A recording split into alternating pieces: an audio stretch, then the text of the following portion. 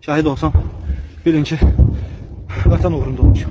Haqqınızı halal edin. Bu mənim üçün ola bilsin axırıncı danışığımdır. Məni unutmayın. Namusumu, qeyrətini qorumaq üçün gedirəm. Sizlər üçün gedirəm, vətən üçün gedirəm. Hər şey edin.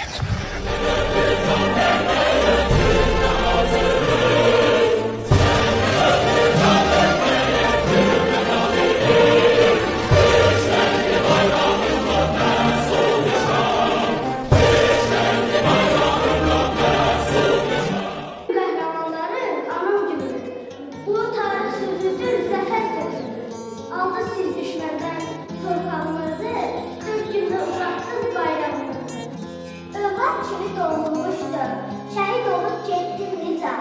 Bu dünyaya biz qoydum, öz arzuna yetdim nicat. Günlərimizin uzaqışları şəkillərdə qaldı nicat. Vətən eşqin, torpaq eşqin səni bizdən aldı nicat. Şücaətin dastan olur, hər kəsdən aldı nicat. Bir tək anam dözmürlərdə, həsrət ilə yanır nicat.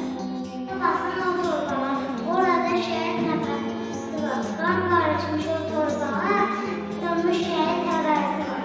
Qurban olun, yavaş gəlsin, o dağlarda, o daşlarda. Qara uşağına gelir ananın, dağlar boyunca yarasılar. Qurban olun, ana torpaq, bəlkə bucaqla sən balanı, güllələyin şəhidimi, evdə körpə balası var. Deyir, taşda deyir, yavaş salmış siqnalları, bir anamın, bir adamın, bala deyən narəsi var. Namaz qurdular, silahını aldırır. Nərəsi düşmanların alını yardırır.